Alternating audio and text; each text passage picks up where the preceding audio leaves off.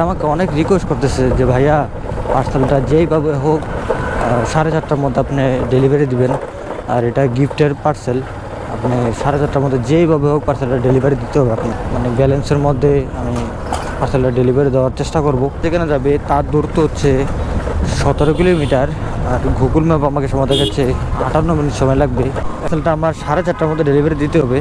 আমার হাতে সময় বাকি আছে 29 মিনিট।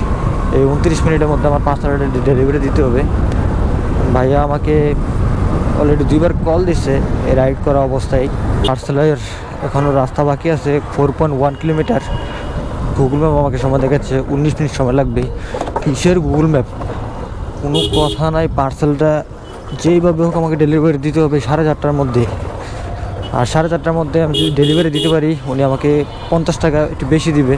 উনি আমাকে কল দিয়ে বলছে যে ভাই আপনি যদি 4:30টার মধ্যে আমাকে পার্সেলটা দিতে পারেন, আমি আপনাকে 350 টাকা দিব। চলেন, কোনো কথা নেই। এই সুযোগ আজকে আর হাতছাড়া করা যাবে না। আজকে খালি টাকা আর টাকা। এই ট্রিপটা কমপ্লিট করতে হলে আমাকে শর্টকাট রাস্তা মারতে হবে।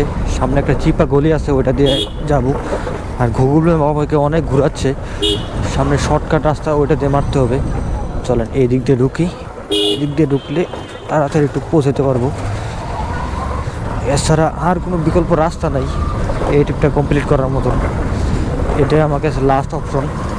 কারণ ওই দিক দিয়ে যদি ঘুরি, আমার ওই মহাখালী জ্যামটা অনেকক্ষণ পাবো। আর ওই জ্যামটা পার করতে গেলে আমার ট্রিপটা কমপ্লিট করা যাবে না।